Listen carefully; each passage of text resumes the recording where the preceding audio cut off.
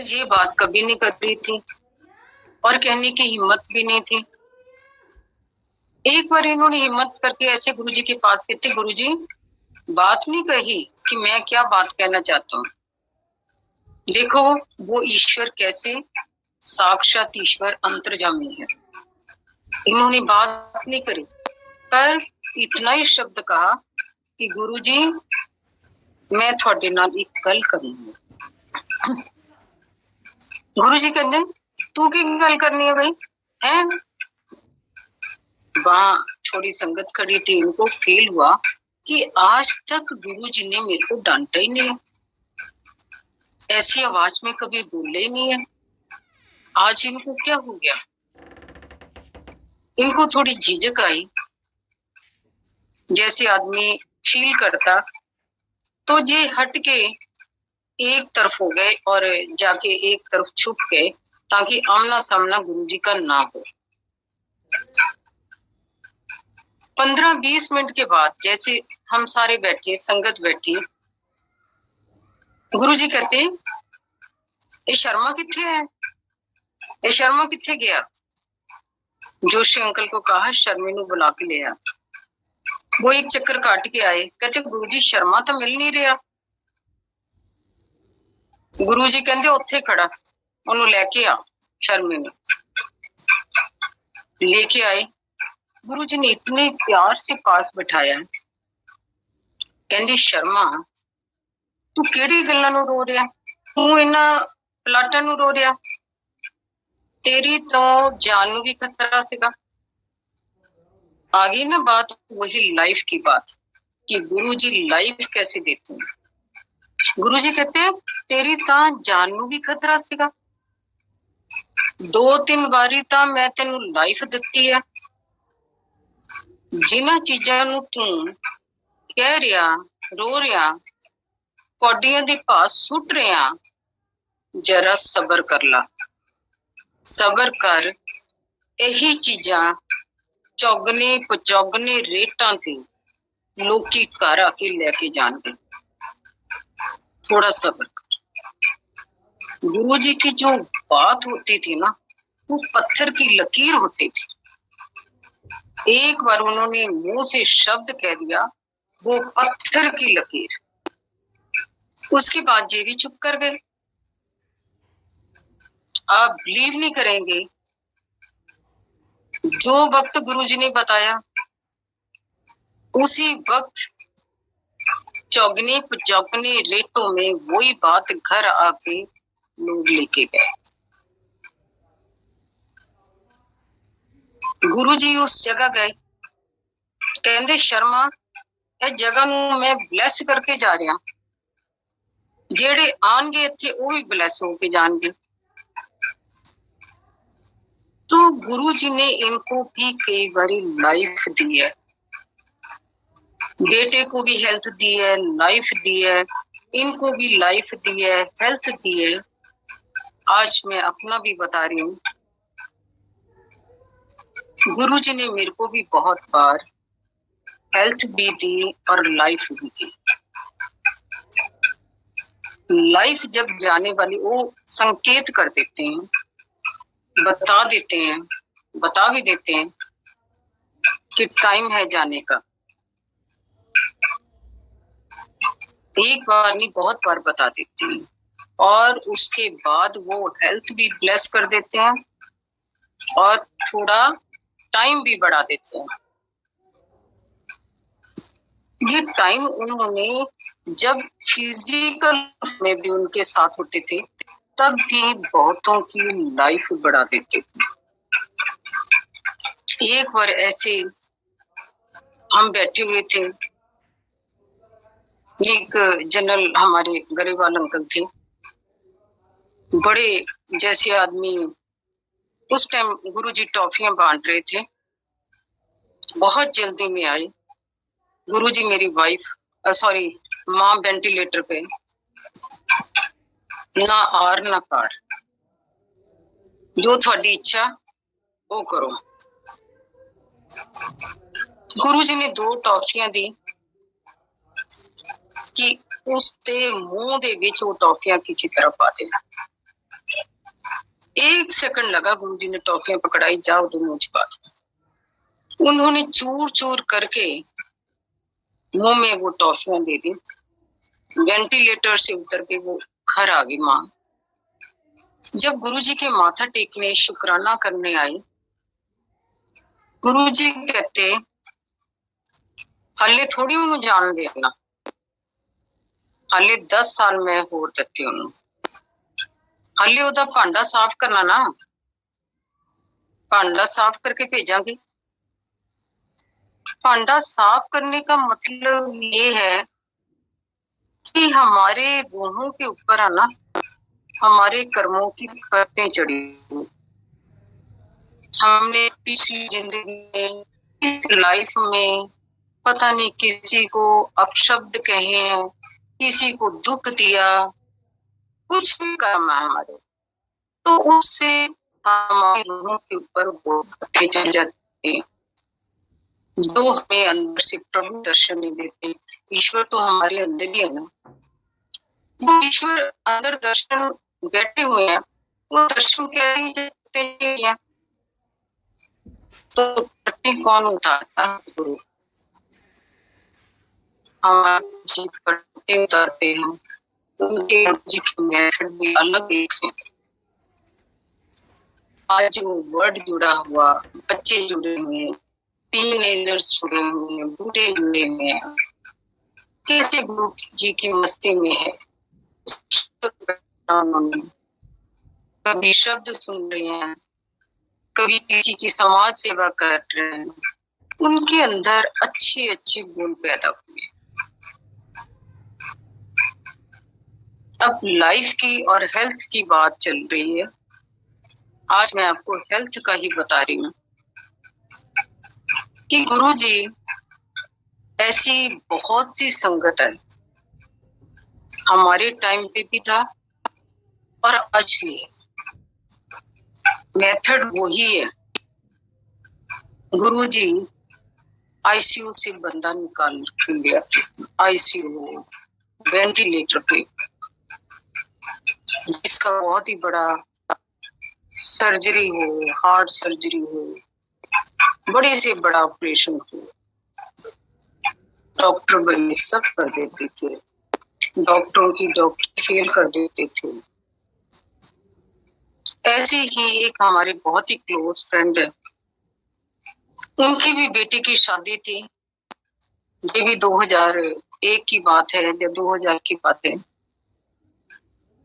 वो बेचारी कैसे, उसने अकेले शादी कर रही थी, कोई हेल्प नहीं, कुछ नहीं, कैसे गुरुजी ने उनको पूरी हेल्प दी। और जब टाइम आया जयमाला की बात, लड़की को पता ही नहीं, दुल्हन को पता नहीं क्या हुआ, वो इतना वो घबराहट हुई, बेहोश होके गिर गई और डेड हो गई। अब लड़की को लिटाया वहां, समझ किसी को आ नहीं रही थी, यही डॉक्टर थे उनकी फैमिली में, उन्होंने सारी उसकी नब्ज वगैरह चेक करी, वो कहते she is no more dead. ना वहां रोए और ना बताएं, उस टाइम किसकी फरियाद करी? गुरुजी की। गुरुजी की फरियाद करी क्योंकि लड़के वाले बुला रहे थे कि शेरों का टाइम हो गया, लड़की को लेके आओ। लड़के की पूजा चल रही थी, अब लड़की ने भी आना था। इतने में जब गुरुजी से फरियाद करी तो उसकी नब्ज चलनी शुरू हो गई, धीरे धीरे उसको होश आई और उसको पकड़ के फेरों पे बैठाया। शादी हुई, उधर से जैसे ही सुबह हुई, कोई आंटी गई वहां, गुरुजी की आंटी और अंकल जो भी सेवादार, सबसे पहला शब्द गुरुजी का यही था, तो देखिया कल जमलोक पहुंच गई सी ओदी कुड़ी ते उथों मैं छुड़ा के लेके आया। जमलोक पहुंच गई सी ते उथों मैं छुड़ा के लेके आया। ओदी कुड़ी तो जी है गुरु जी। वो पता नहीं कहाँ कहाँ हमारे लिए टक्करे मारते हैं, किस किस से वहां जमलोक में भी लड़ाइयां करते हैं। शक्कर जल्दी कैसे दिए? चलो मैं बाद में लेती, नींबू दे दो इसकी जगह। जमलोक में भी लड़ाइयां। तो ऐसे ही गुरुजी पूरी हेल्थ का ध्यान रखे हुए था और ऐसे ही गुरुजी ने लाइफ दी, अनगिनत लाइफ दी। ऐसे ही हमारे जब बेटी की बड़ी बेटी की शादी हुई, उनके एक बेटी आई, उसके बाद हमारे दामाद भी बहुत बीमार हो गए थे। जब बहुत बीमार हुए, उनको भी बहुत सीवियर प्रॉब्लम आई। पहले एम्स में उनको दाखिल करा, हम यूएस से थे, वहां से भागे आए और उनको बेहोश भी नहीं करा। डॉक्टर ने यही शर्मा जी को कहा कि अगर मेरा बेटा होना तो मैं 1 सेकंड ना लगाऊं, ऑपरेट कर दूं। इन्होंने कहा फिर क्या है, ऑपरेट करो। उसको ऑपरेट करा। ये देखो कि वो बच्चा धीरे धीरे धीरे धीरे कैसे ठीक हुआ। और किसने ठीक करा? हमारे गुरुजी महाराज ने ठीक करा।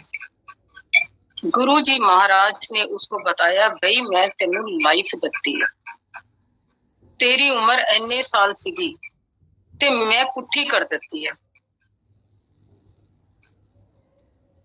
तो ये देखो गुरुजी, जब हम उनको सरेंडर करते हैं तो उसके बाद उनका जिम्मेवारी बन जाती है गुरुजी की। वो हमारे परिवार को भी देखते हैं, बच्चों को भी देखते हैं, फैमिली को भी देखते हैं। ऐसे कौन करता है? कोई नहीं करता। ऐसे गुरुजी लाइफ देते हैं।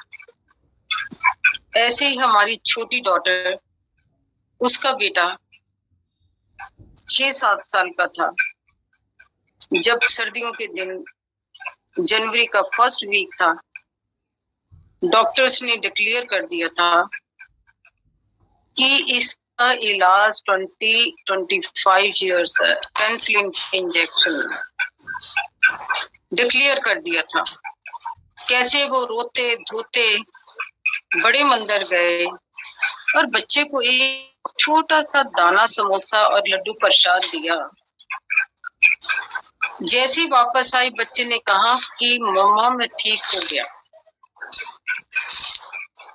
24-25 साल का ट्रीटमेंट गुरुजी ने उसको 1 सेकंड में लाइफ बख्श दी। ये हमारे गुरुजी हैं, ये हमारे ईश्वर हैं। हम इसीलिए इनको कहते हैं कि ये हमारे साक्षात ईश्वर है, जो धरती पे आए हैं और इनका कोई भेद नहीं पता। इनकी महिमा का भी हम गुणगान नहीं कर सकते। ये अथाह सागर हैं,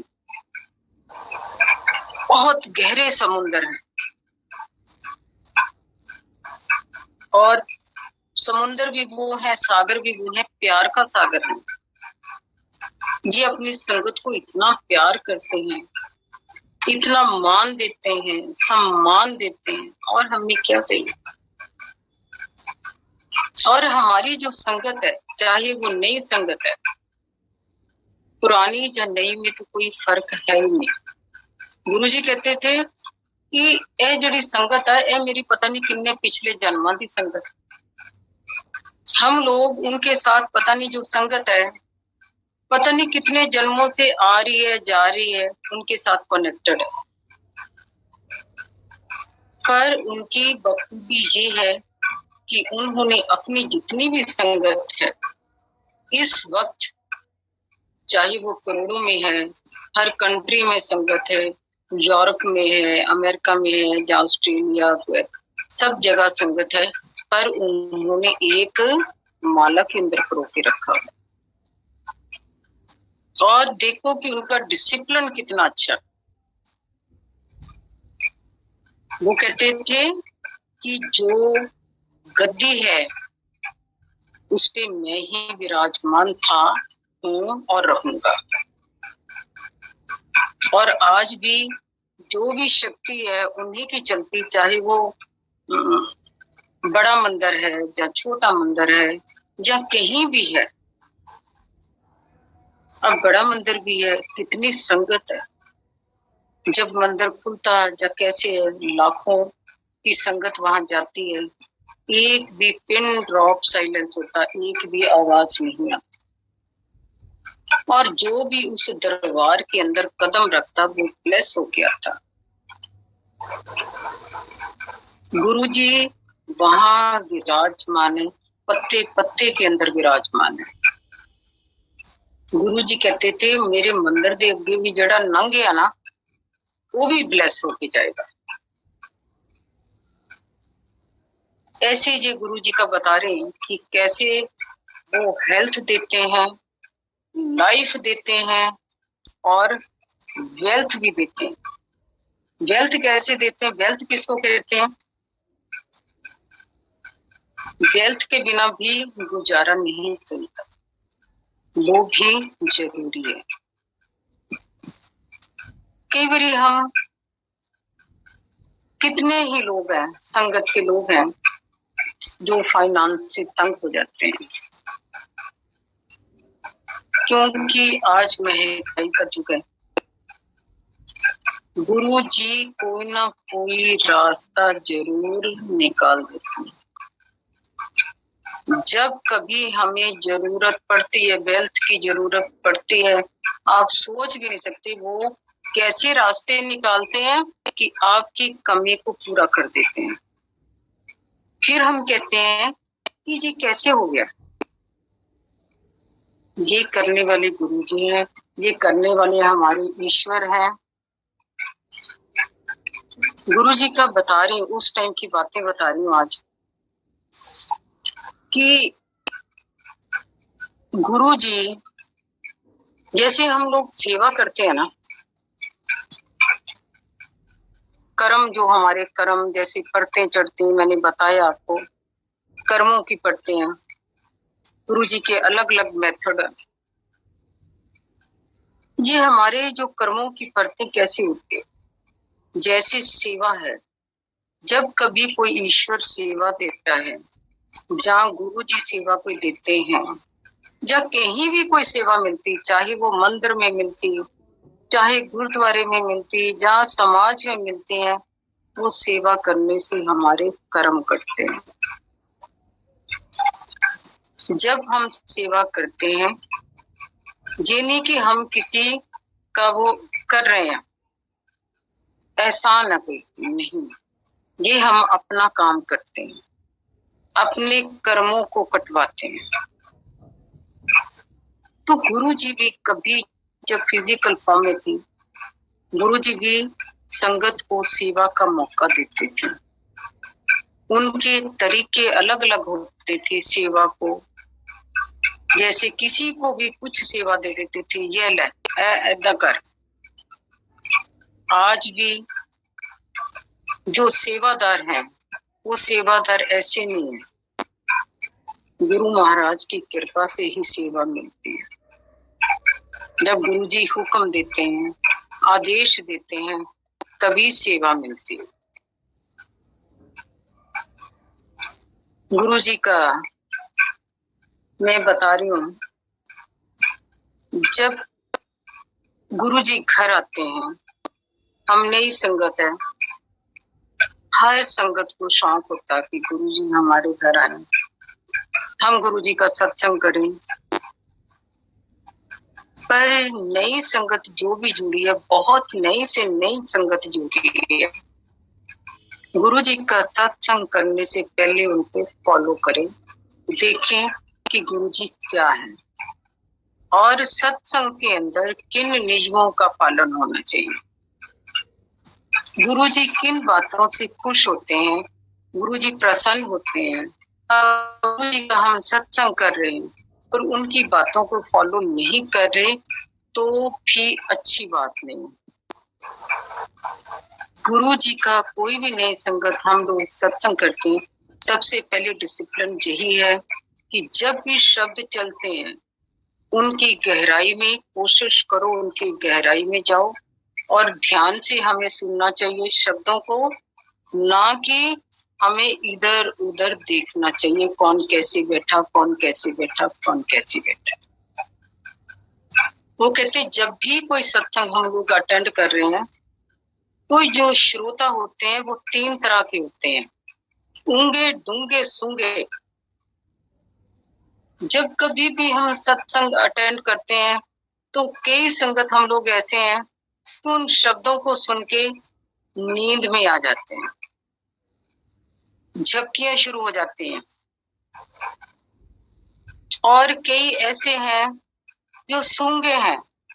सूंगे मीन्स कि हम लोग जैसे संगत शुरू होती है हम लोग देखते हैं कि उसने कौन सी ड्रेस पहनी है, उसने कौन सी घड़ी लगाई है, उसका क्या है, कहाँ बैठा, कोई किसके साथ बैठा, उसको कहते हैं सूंगे।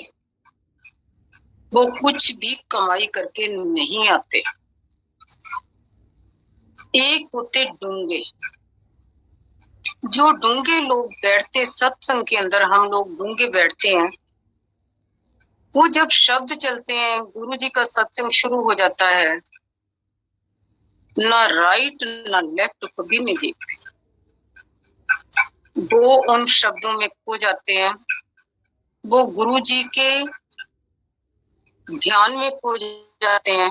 उनको पता ही नहीं होता कि वो लोग कहाँ बैठे हैं। इनको कहते हैं डूंगे। तो यही लोग कमाई करते हैं, यही संगत कमाई करती है। गुरुजी इनको ही बेड़ा पार इन्हीं का लगाते हैं।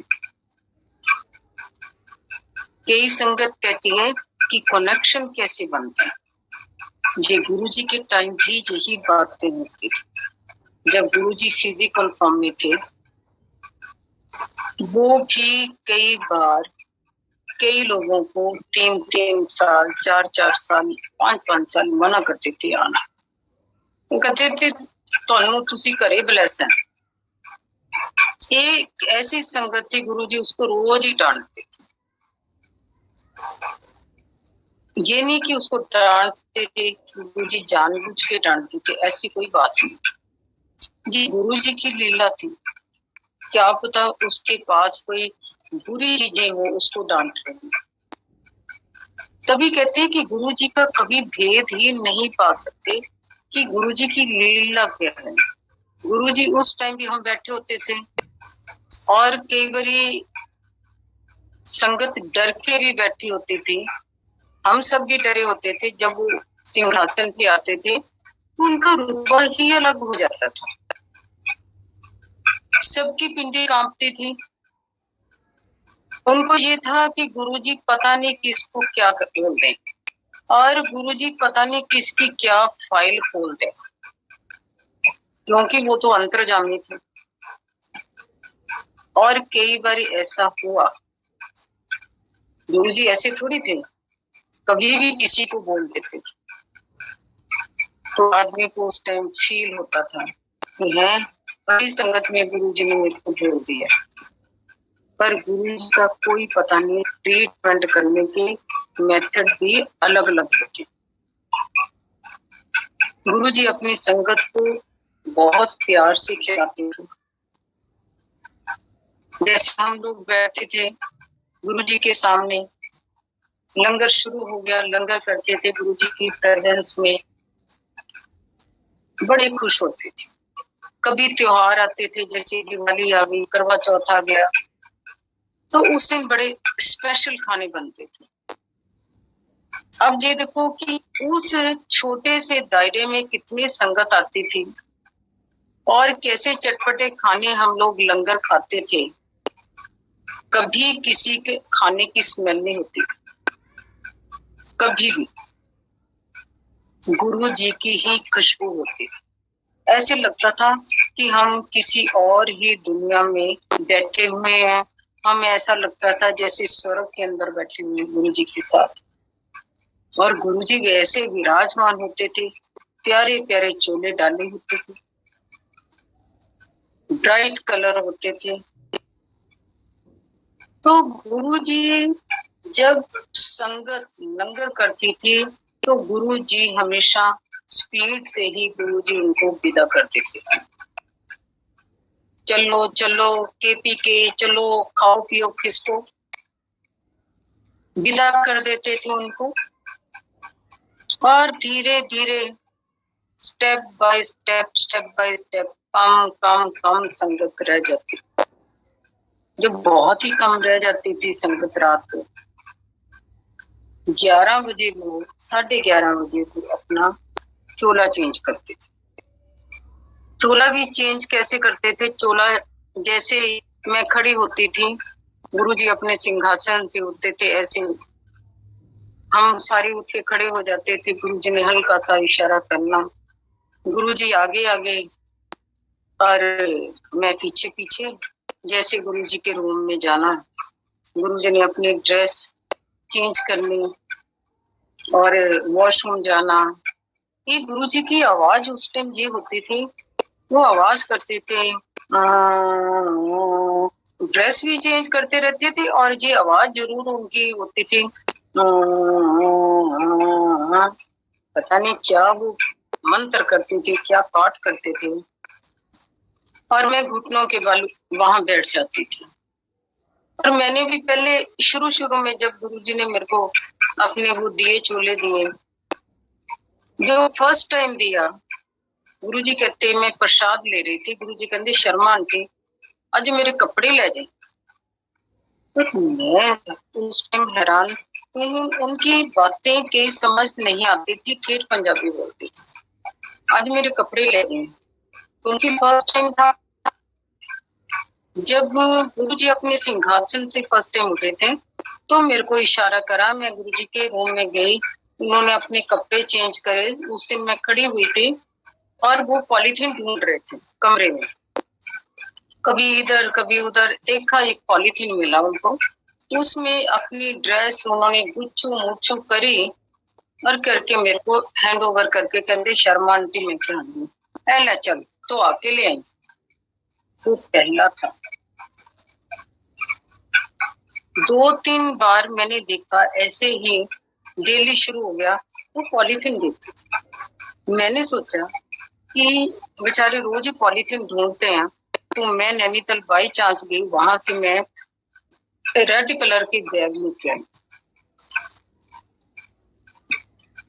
उसके बाद जब भी फिर कपड़े देते थे रात को, मैं घुटनों की बल बैठ जाती थी और बैग को अपना खोल देती थी और वो उसमें अपने चोले दे देते थे, अपने ड्रेसेस दे देते थे, कभी 3 कभी 4 कभी 2, क्योंकि डे टाइम में भी हम लोग उनके साथ कभी किसी के घर, कभी कहीं जाना होता था, तो ड्रेसेस तो वो ज्यादा देर नहीं डालते थे। वो ड्रेस सिर्फ हार्डली 3 घंटे, 2 ढाई 3 घंटे या 4 घंटे जाना आना, 2 घंटे कहीं रुकना, 1 घंटा रुकना, उसके बाद वॉश करना। एक शब्द जरूर कहते थे, शर्मा आंटी मैं क्या, हाँ जी गुरु जी, ऐना नु ना कड़क करके लेके आई। ठीक है गुरु जी, ठीक है। कड़क का मतलब वो कहते थे कि इन्हां नु मांड ला के लगाए, चरक जिसको कहते चरक लगा के लेके आई। ठीक है गुरु जी। ये देखो, उनको कोई वहां उस दरबार में कमी नहीं थी गुरु जी को।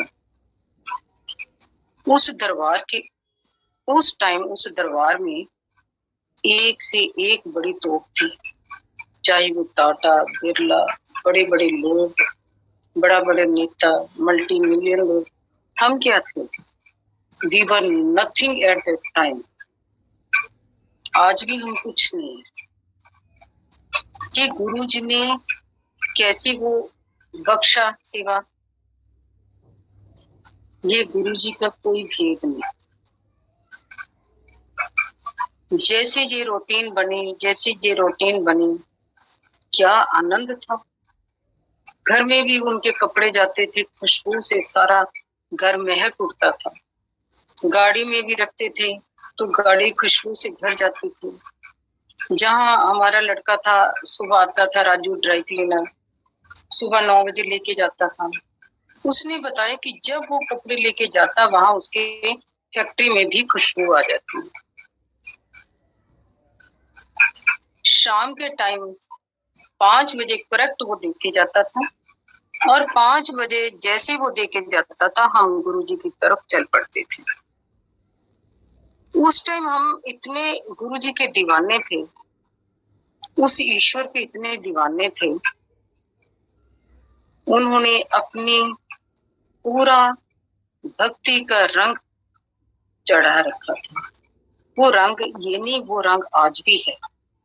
वो रंग सारी संगत के ऊपर है। जितनी भी गुरु जी की संगत, वो सारी दीवानी है।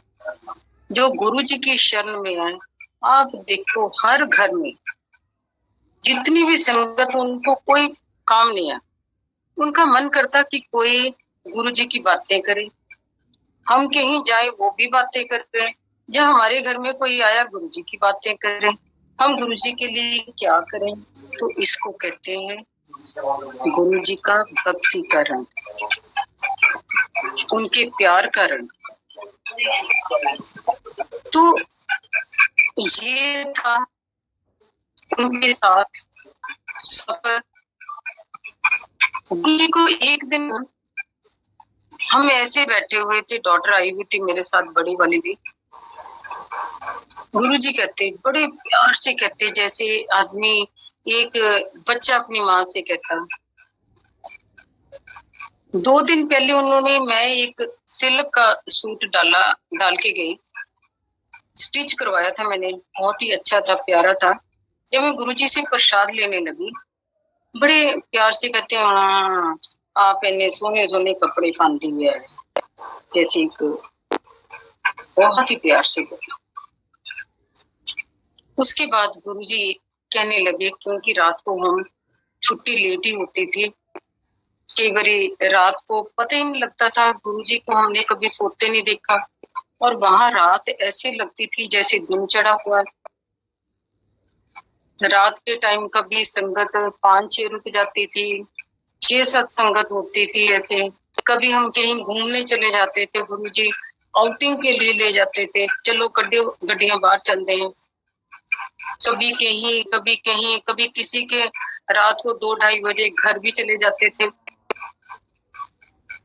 तो ये गुरुजी की मस्ती थी, उस ईश्वर की मस्ती थी। और ईश्वर हमारे साथ दिन रात चल रहे हैं, बैठ रहे हैं, खा रहे हैं, पी रहे हैं, और हमें पता ही नहीं है कि ये ईश्वर हमारे साथ है। हम इतने मूर्ख थे, इतने निकम्मे थे, उनको पहचान ही नहीं पाए। तो गुरुजी कहने लगे, शर्मा आंटी। में हाँ जी। ऐसे मूड उनका हुआ, मैनू ड्रेस बना के, बड़ी प्यार से बोली, ठीक है गुरुजी। अब उस टाइम मेरी भी अकल इतनी नहीं थी, उन ईश्वर ने उसने हुक्म दिया, ड्रेस के लिए हुक्म दिया। तो मैंने जाके सोचा कि कहाँ से मैं बनवाऊं, ये कैसे सिस्टम आ।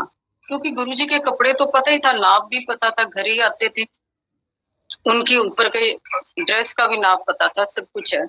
पर उन्होंने उस टाइम जब शुरुआत हुई, उस टाइम पहले पहले उनकी जो ड्रेसेस थी उसमें चोला नहीं, स्टॉल नहीं था।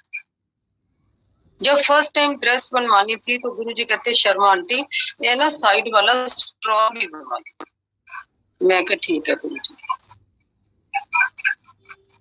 हुक्म उसको दिया जिसको कुछ अकल नहीं। ये देखो,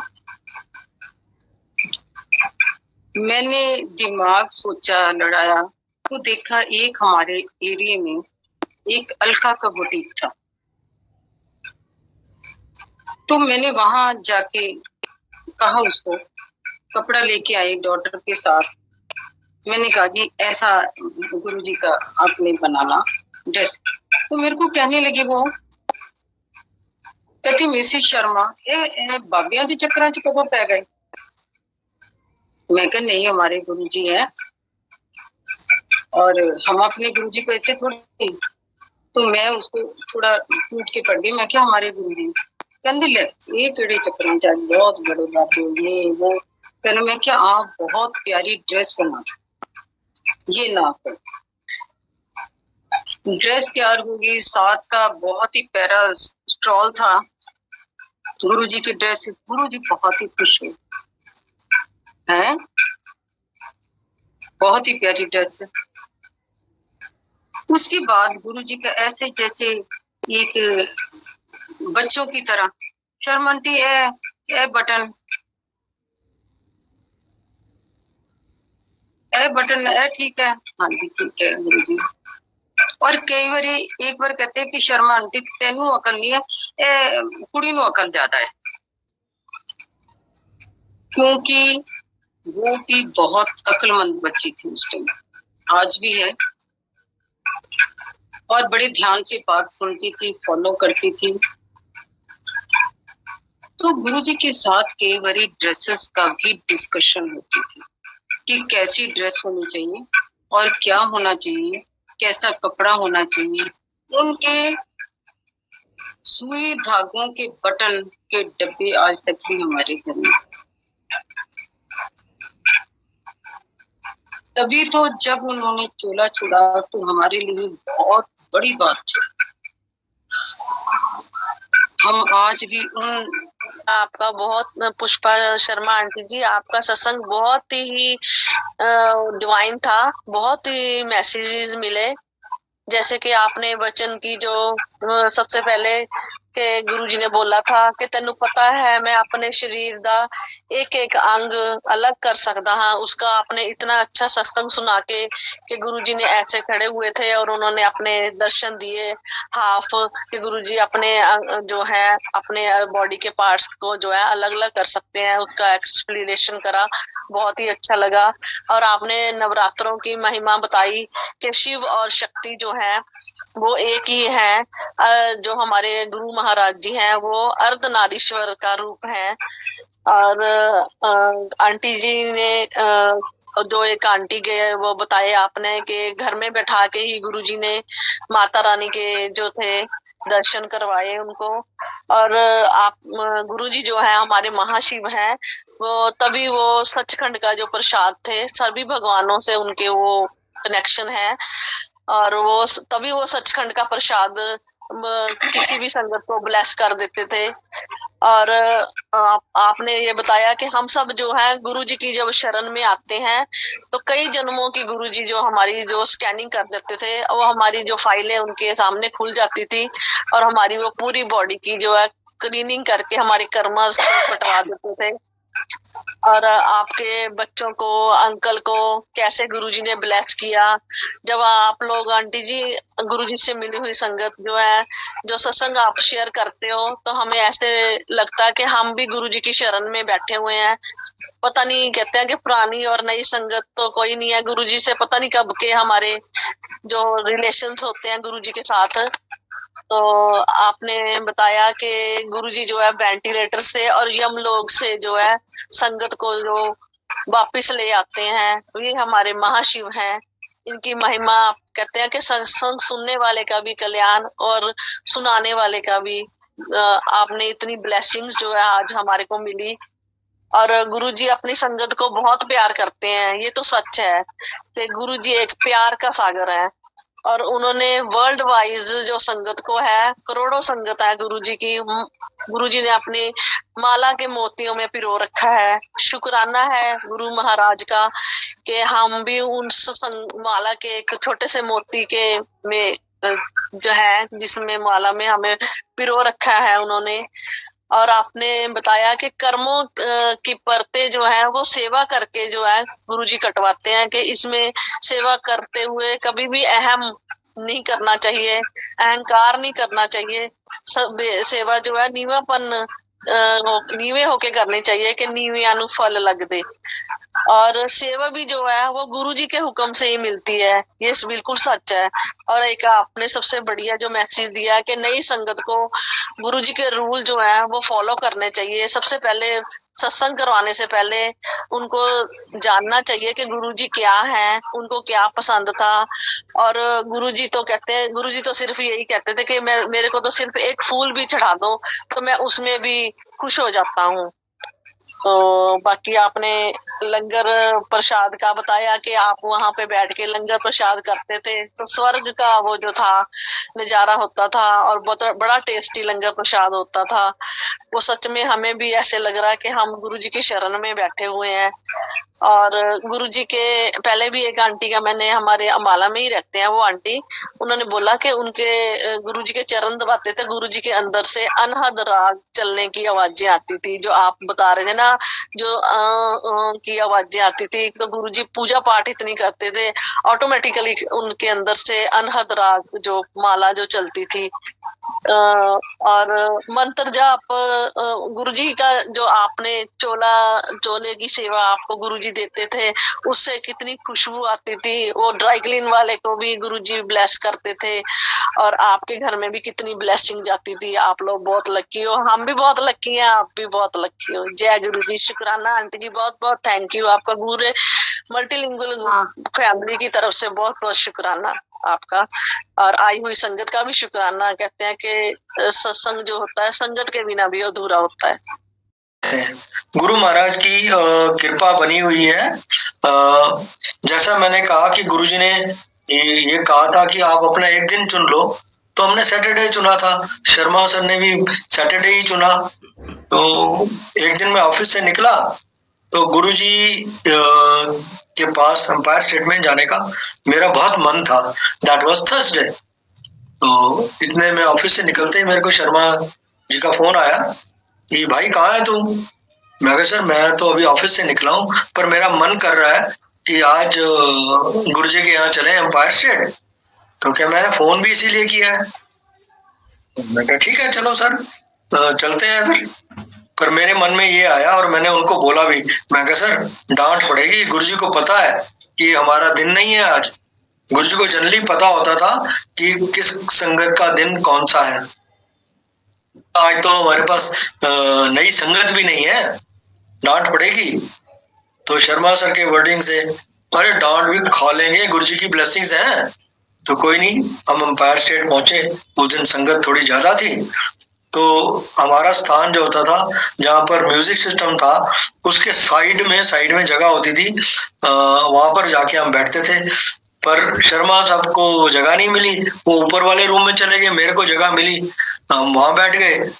तो गुरुजी विराजमान अपने आसन पर, शब्द कीर्तन चल रहा है। अचानक मैंने देखा कि गुरु महाराज ने अपने हाथ ऐसे जोड़ लिए, दोनों हाथों को जोड़ा और मेरे को दिख रहा है कि थोड़ा सा गैप है और खुली हुई है जगह मुट्ठी। तो मैंने, मेरे बगल में वो जो म्यूजिक की सेवा करते थे लेट राजेंद्र सिंह अंकल, तो उनको टच किया। मैं कहा देखो देखो अंकल गुरुजी कुछ कर रहे हैं। And he immediately stop the cassette. तो मैंने देखा कि गुरु महाराज की मुट्ठी में वाइट कुछ आ गया है, वो थोड़ी सी क्योंकि खुली हुई थी। और उस दिन गुरु महाराज ने सचखंड का प्रसाद क्रिएट किया। कौन कर सकता है सचखंड का प्रसाद? परमात्मा। तो वो गुरु महाराज ने धीरे धीरे छोटा छोटा करके बांटना शुरू किया, थोड़ा थोड़ा।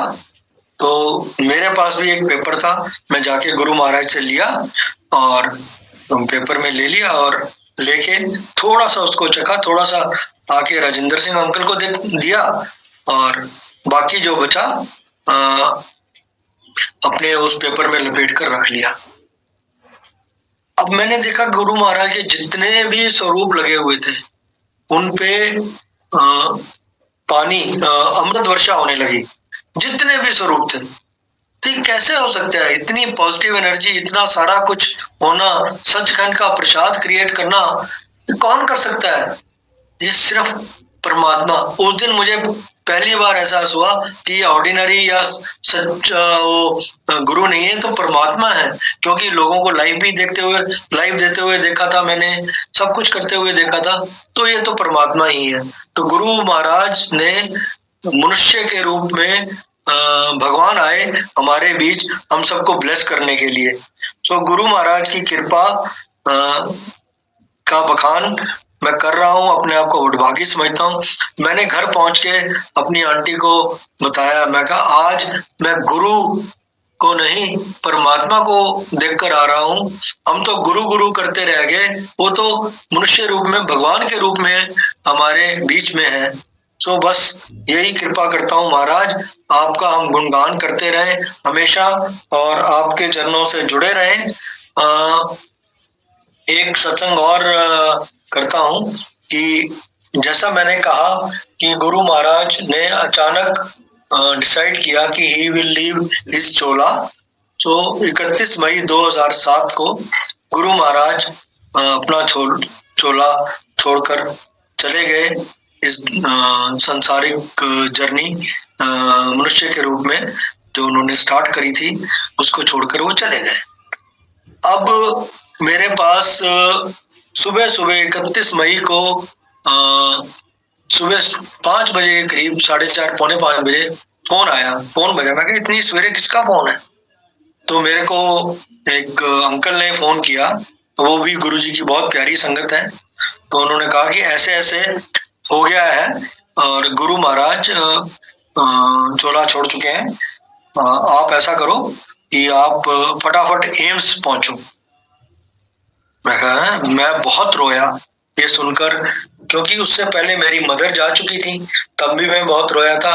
गुरु महाराज ने तब मुझे संभाल के रखा था, उसके बारे में सत्संग जरूर बखान करूंगा। अंकल टाइम है क्या? गोपाल अंकल? हाँ जी अंकल, हाँ प्लीज कंटिन्यू। या यू कैन कंटिन्यू। ठीक, ओके ओके, जय गुरु जी। तो मैं एम्स पहुंचा, एम्स पहुंच के देखा मैं 8-10 संगत बैठी हुई है, सिंगला अंकल बैठे हुए हैं। तो उन्होंने मुझे कहा कि नागपाल अंकल ऊपर जाओ, गुरु जी से दर्शन कर लो, फिर आओ थले दसना में। तुम जाके मैंने गुरु जी के दर्शन किए रूम में और गुरु जी के चरणों को छुआ और बहुत ही मैं मन उदास था कि ये कैसे हो सकता है। मैं तो ये सोच रहा था गुरु जी कोई करिश्मा कर रहे हैं, शायद अभी उठ के खड़े हो जाएंगे, मेरे मन का विचार था। पर मालिक ने कुछ और सोचा हुआ था। तो इस तरीके से जब मैं नीचे आया तो सिंगला अंकल ने कहा कि तुसी हुण सीधा बड़े मंदिर जाओ, और भी संगत आ रही है, सेवादार आ रहे हैं, चाय प्रसाद का इंतजाम करो, असी गुरु महाराज की बॉडी लेके आवांगे। तो मैं चला गया। रास्ते में आंटी को तो पता ही था, कईयों के फोन आए मेरे पास।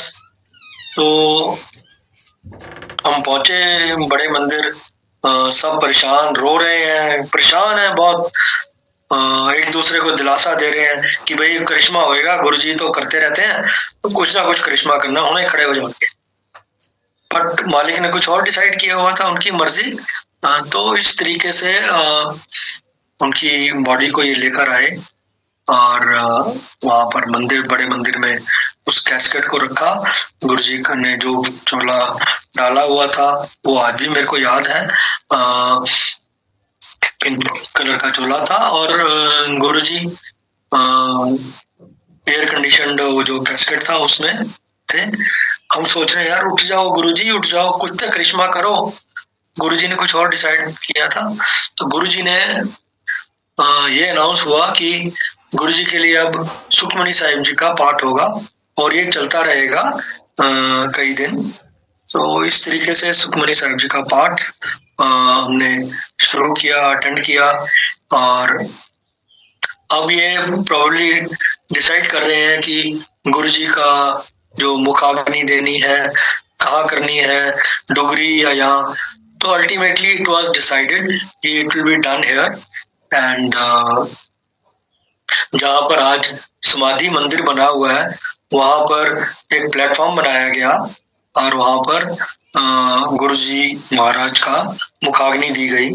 गुरुजी की कृपा से वो मुखाग्नि देते वक्त मैं भी उस समाधि मंदिर के एरिया में मौजूद था, जहाँ प्लेटफॉर्म बनाया गया था। चंदन की लकड़ी लाई गई, छोटे छोटे सारी संगत में टच कराया गया और रखा गया उनकी बॉडी पे, और मुखाग्नि गौरव अंकल ने दी और हम सब रो रहे थे। फोटोग्राफर अंकल फोटो खींच रहे थे मुखाग्नि के और उसके सबके। हम सब में इतने आंसू, इतने, इस फोटोग्राफ को देखने के चक्कर में ही नहीं थे। हमने तो देखा कि जो लकड़ी जलाई गई है उसके ऊपर तो लपटें ऐसे उठ रही हैं जैसे ओम बन रहा था। ये मेरी आंखों देखी बात है। तो इस तरीके से गुरु जी की मुखाग्नि दी गई, और जब वो मुखाग्नि देने के बाद वो वुडन लॉग था, उसके ऊपर ओम का निशान बना हुआ, ये हमने देखा, मेरी आंखों से देखा हुआ है। तो हम बड़े परेशान होते थे कि यार गुरुजी छोड़ के चले गए। पहले तो मम्मी चली गई, मेरा मन करता था कि भाई मम्मी चली गई, चलो गुरुजी तो है, कोई प्रॉब्लम होगी तो गुरुजी से बात कर लेंगे हिम्मत करके। अब गुरुजी चले गए तो किससे बात करें। बहुत ही मतलब सारी संगत दुखी थी। तो इस तरीके से हम परेशान रहे।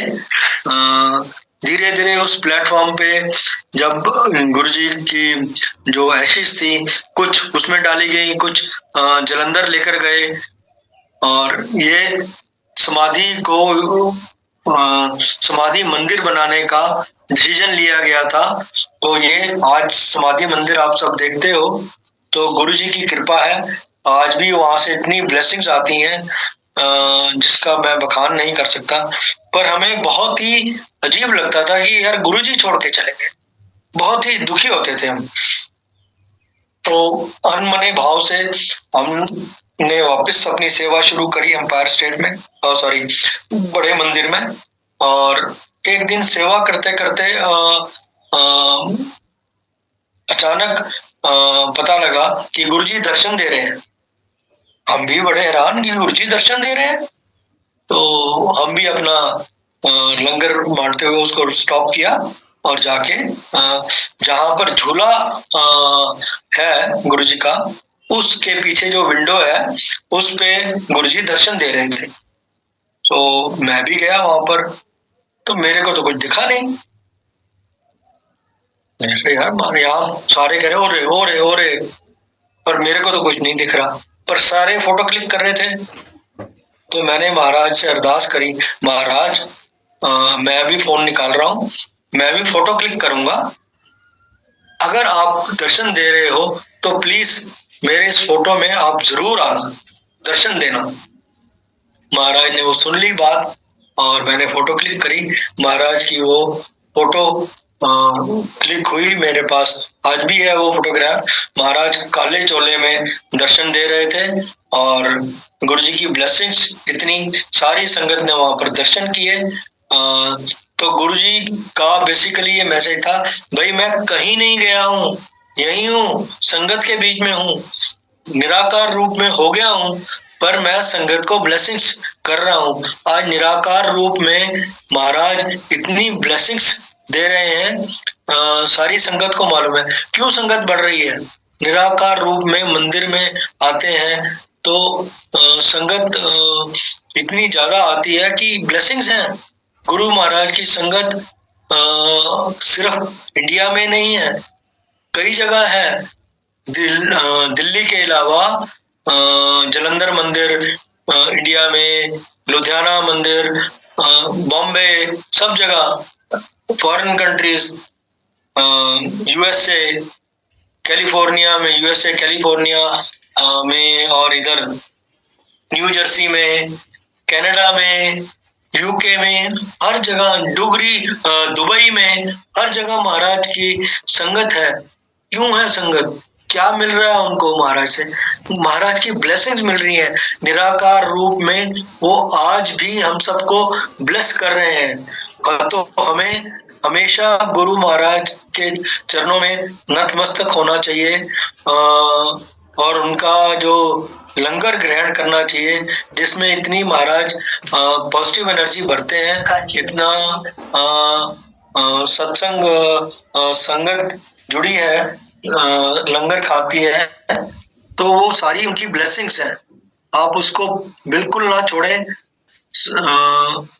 गुरु जी की जो लंगर प्रसाद है ना, बहुत ही पावरफुल है। आप उसको पूरा ग्रहण करें, चाय प्रसाद पूरा ग्रहण करें। चाय प्रसाद के बारे में भी मेरे 2-3 सत्संग हैं, मैं करता जाऊंगा तो बहुत टाइम हो जाएगा, तो उनके बारे में नहीं कर पाऊंगा। बट इतना जरूर बोलूंगा कि महाराज के टाइम पे जब मैं एम्पायर स्टेट एक बारी बैठा हुआ था, तो जैसे मैंने कहा कि म्यूजिक सिस्टम के बगल में मेरे स्थान होता था बैठने का, पर उस दिन मेरे को वो ऑलरेडी कोई बैठा हुआ, तो मैं सेंटर में आके बैठ गया। तो सिंगला अंकल चाय प्रसाद बांट रहे थे, तो चाय प्रसाद मुझे मिल चुका था। तो अचानक सिंगला अंकल ने मेरी तरफ ग्लास कर दिया, तो गुरुजी उनको कह रहे थे Inu they, Inu they. He was getting confused कि किसको देना है। When he put the tray in front of me, हाँ मैं एनू ही कह रहा हूँ। तो गुरुजी की ब्लेसिंग्स इतनी रही हैं कि गुरु महाराज के कहने पे उन्होंने मुझे दोबारा चाय प्रसाद दिया। मैं आज भी उसको रिलिश करता हूँ। गुरुजी की कृपा बनी हुई है। गुरु महाराज के सत्संग जगह जगह होते हैं। एक बारी सत्संग हो रहा था यहाँ पर DLF में, एक अंकल के यहाँ, वो अब कनाडा चले गए हैं, उनके यहाँ सत्संग हुआ। मैं थोड़ा 5-1 मिनट लेट पहुंचा, तो चाय प्रसाद बन रहा था, तो मुझे जहाँ जगह मिली, एक रूम में जहाँ गुरुजी का दरबार लगा हुआ था और दूसरा रूम था, जो डोर था उस डोर के पास मेरे को जगह मिली। उन्होंने मुझे चाय प्रसाद दिया, चाय प्रसाद लेकर मैं बैठ गया। तो अचानक मेरे मन में ख्याल आया कि आज गुरुजी दोबारा हो जाए चाय प्रसाद।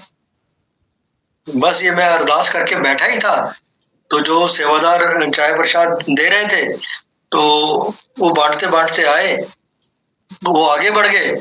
शायद उनको गुरुजी ने इंडिकेट किया होगा। He turned back and gave चाय प्रसाद to me। महाराज इतनी जल्दी सुनते हैं। वो मैंने चाय प्रसाद ग्रहण किया, महाराज का थैंक यू बोला। महाराज की कृपा है, उनकी रहमतें तो अनेक हैं। बस मैं यही बोलूंगा, तेरी रहमतों का जब ख्याल आता है तो मेरी बंदगी का वो सवाल आता है कि हम ही ना बन सके जो तू चाहता है। तो गुरु महाराज हम ही नहीं बन पाए जो आप चाहते हो। गुरु महाराज तो हमसे हमेशा अच्छे कर्म करवाना चाहते हैं, सही राह पे चलने की बोलते हैं, तो हम ही डगमगा जाते हैं। तो गुरु महाराज से ये प्रार्थना करता हूँ कि महाराज आप हमें अपनी राह पे लगा के रखें और हमेशा आपके चरणों से जुड़े रहें। हैप्पी होली गुरुजी। आप सभी संगत को होली की ढेर सारी बधाई और शुभकामनाएं। गुरुजी महाराज जी होली की ढेर सारी बधाई और शुभकामनाएं अपनी प्यारी प्यारी संगत को भेज रहे हैं। होली महापर्व पर सभी संगत मिलकर गुरुजी महाराज जी का लख लख शुक्राना करें कि गुरुजी महाराज जी इतने प्यारे सत्संग होली पर सुनवा रहे हैं। गुरुजी महाराज जी आंटी जी को, अंकल जी को लेकर आए। अंकल जी आंटी जी का बहुत बहुत शुक्राना, इतने प्यारे सत्संग सुनवाए। संगत जी सत्संग अब यहीं समाप्त करते हैं और अंत में फिर होली की ढेर सारी बधाई और शुभकामनाएं। आप लोग अबीर गुलाल से खूब होली खेलें। जय गुरु जी। शुक्राना गुरु जी। जो भूल चूक हुई हो संगत जी माफ़ करें, गुरु जी महाराज जी माफ़ करें। जय गुरु जी। अनंतम अनंतम शुक्राना गुरु जी।